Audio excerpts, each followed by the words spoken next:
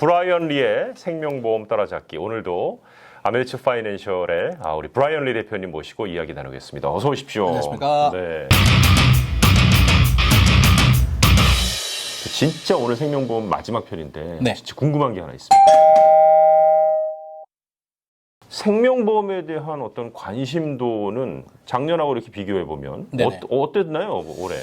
에큐큐트라고 하는 회사에서 최근 발표한 자료를 보면 그 작년 동기 대비 전반기에 30% 정도 증가했다고 나오고 있고요. 엄청난 증가인데요. 네. 그리고 라이프 해픈스라는 그 미국의 그 생명보험 교육 단체가 있는데 여기서 5월, 6월에 전체 설문조사를 해봤어요. 그랬더니 전체 미국인의 67%, 응답자 67%가 이번 코로나 계기로 인해서 생명보험에 대한 중요성을 실감하게 되었다.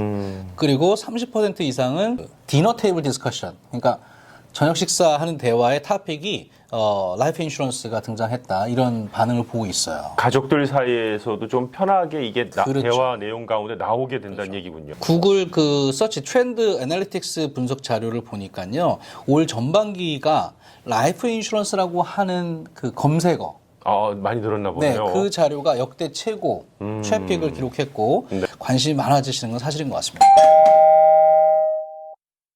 생명보험에 관심이 더 많아진 건 사실이라고 했는데 생명보험 가지고 있다 코로나19로 사망하신 경우 보험금 보상 받는 데는 지장 없는 건가요? 코비드의 발병 때문에 사망보험을 못 받는 경우는 없습니다. 그렇군요. 다만 생명보험에는 이제 컨테스터빌리티 기간이라는 게 2년이 있어요.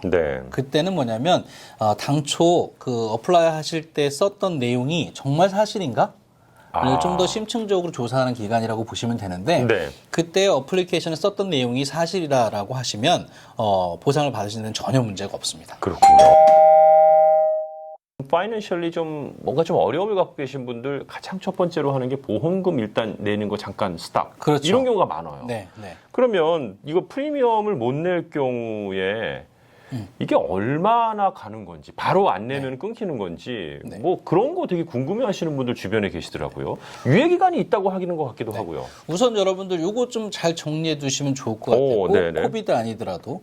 우선은 소멸성, 기간성과 저축성이 있잖아요. 그렇죠. 그러면 저축성의 경우에는 프리미엄을 안 내시더라도 그 안에 만약에 저축되어 있는 돈이 있다라고 하면 사실은 그 돈을 가지고 프리미엄을 내기 때문에 당분간 문제는 잘 안 생기세요. 특별한 경우가 아니면. 그런데 소멸성을 가지고 계시는 분들, 매달 꼭 내야 되는 그런 상품들을 가지고 계시는 분들 같은 경우는 이걸 꼭 좀 기억해 주시면 좋겠는데, 우선은 그레이스 피리어드라는 게 있어요.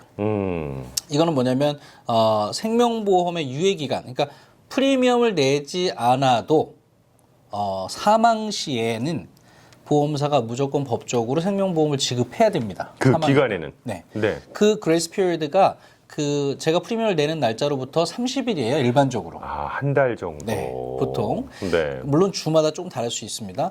근데 이번 코비드 때문에 그거를 전체적으로 연장을 했어요. 캘리포니아 같은 경우는 4월에 이제 발표를 해서 최대 60일로 연장을 해놨고요. 또 생명보험사들이 자발적으로 최대 90일까지 이 기간을 연장해드렸어요. 가지고 계시는 회사들 확인해 보시는 게 좋겠어요. 확인해 보셔야겠네요. 그 다음에 그 그레이스 피리어드 기간이 끝나면 리인스테인먼트, 그러니까 정상적으로 복구할 수 있는 기간이 다 또 있어요. 이게 이제 짧게는 15일에서 뭐 한 30일 정도. 그럼 그레이스 피리어드 기간이 끝나고 나서 그 리인스테이먼트 기간 내에 그동안 안 냈던 전체 프리미엄을 다시 내고 생명보험을 다시 원상 복귀하시려면 간단한 그 폼을 또 작성하셔서 내시면 거의 대부분 큰 문제 없이 다시 리인스테이트해서 보험이 다시 원상 복귀가 되는 겁니다.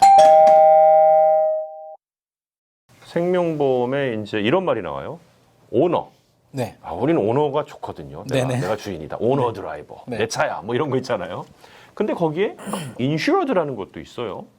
그 다음에 뭐 베네피셜이라는 거 있고, 그 다음에 또 하나 뭐 페이어라는 것도 있고, 좀 복잡해요. 이것도 한번 정리를 하시죠. 블러 테스트 하신 거, 내가 피보험자, 그죠? 인슈어드라고 하고요. 그리고 내가 돈 내고 페이어, 그러면서 이 생명보험 내 거예요. 그러면 오너.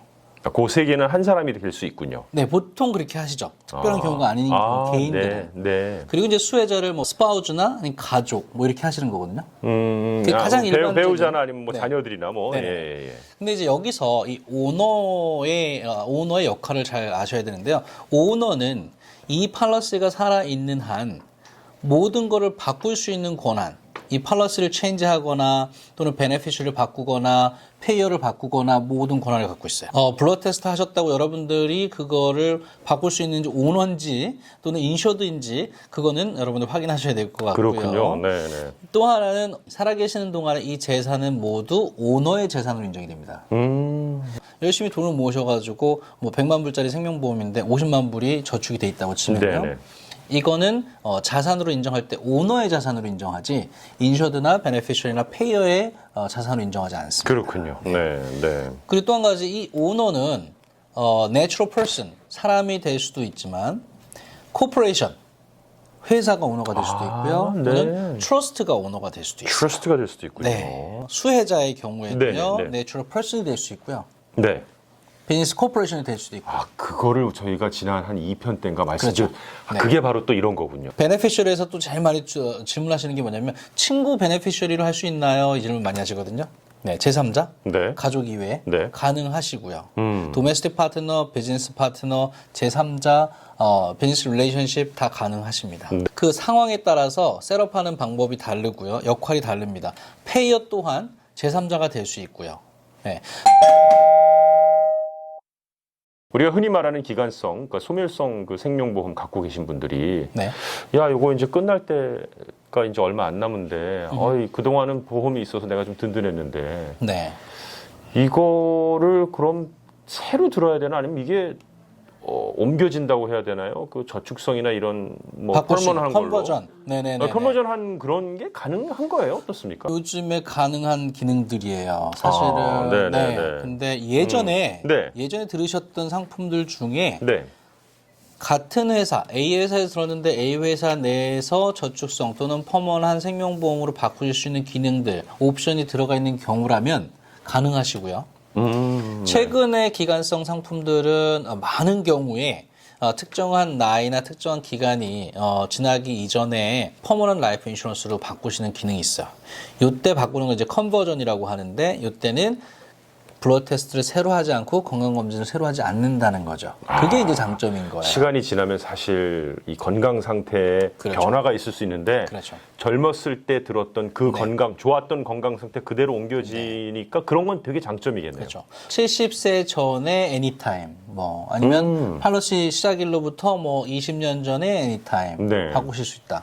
또는 꼭 A 회사로만 가는 게 아니고 A 회사에서 들으신 상품을 B 회사가 건강검진 없이도 그걸 다시 퍼먼으로 받아주는 경우도 있어요. 꼭 그 회사로만 가셔야 되는 게 아니라 다른 회사의 옵션들도 있으시니까 그런 것도 알아보시면 좋겠죠.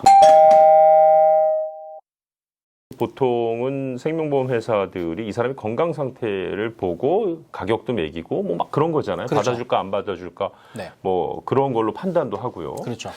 근데 그거 없이도 들어가는 것들도 분명히 있는 걸로 제가 알고 있거든요. 이 생명보험을 가입할 때 여러분들 그 인슈어드의 어떤 기록을 많이 보게 되잖아요. 네네. 많은 분들이 이제 건강에 대한 이야기만 하시는데 크게 네 가지를 봐요. 네. 하나는 이제 건강. 건강, 신체, 진짜 신체 건강. 그렇죠. 네네. 그리고 두 번째는 이제 이게 스테러스. 그러니까 레지던셜 스테러스가 외국인이냐, 뭐 여기 현지인이냐 이런 네, 것들을 네, 또 보게 네, 되고요. 또 하나는 이제 드라이빙 레코드나 또는 그 범죄 기록, 리스크 팩터를 이제 진단하는 거기 때문에 네, 네. 또 마지막은 이제 파이낸셜 인포메이션을 보게 돼요. 네, 뱅크럽이라든가 이런 내용들을 뭐 크레딧을 체크업하고 이러는 건 아닙니다만 네, 네, 네. 네, 그런 기본적인 요소들을 체크업하게 되는데 그래서 레이팅을 매기죠, 사실은 리스크 클래스에 따라 가지고. 네. 1등급, 2등급, 그렇죠. 3등급, 네, 네. 내신 성적 네. 최고부터 뭐 이런 식의 어떤 느낌이군요. 네. 꼭 건강검진을 예전에 전통적으로는 모두 받아야 됐죠. 그렇게 알고 있었거든요. 근데 최근에는 이 정보가 너무 정말 잘 집약돼 있다 보니 이 사람의 건강을 우리가 조사하면 다 나온다. 그렇죠. 그러니까 굳이 뭐 지금 뭐 블러드 테스트 안 해도 우리가 알아. 이런 느낌이네요, 약간. MIB라는 Medical Information Bureau라는 기관에서 여러분 우리 모든 사람들의 메디컬 인포메이션을 가지고 있어요.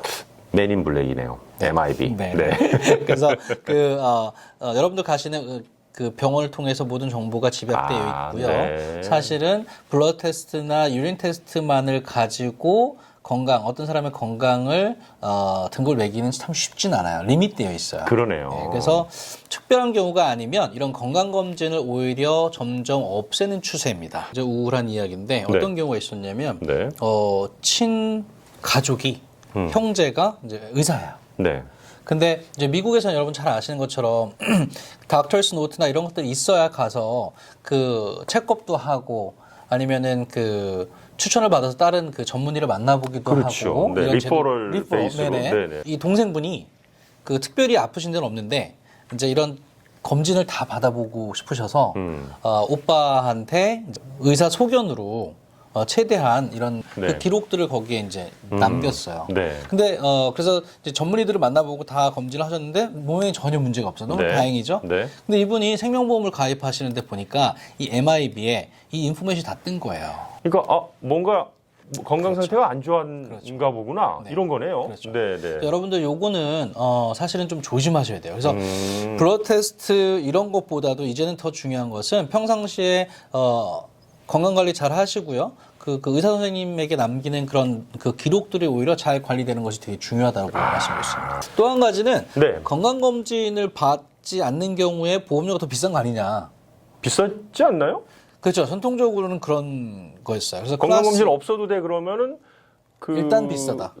돈은 더 내야 돼. 뭐 이런 게 그렇죠. 등식으로 성립됐었는데요. 사실은 몇 년 전까지만 해도 그랬는데요. 요즘에는 아까 말씀드린 그런 MIB 인포메이션 때문에 그 인포메이션을 가지고 최고 등급부터 다 나옵니다. 그래서 건강검진을 안 한다 그래서 프리미엄이 비싸다.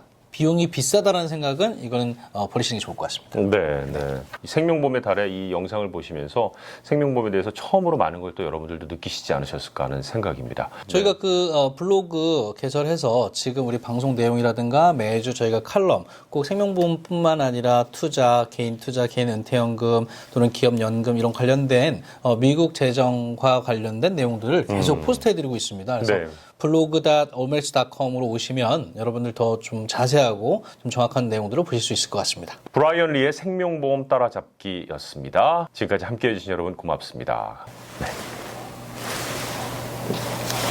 고생하셨습니다.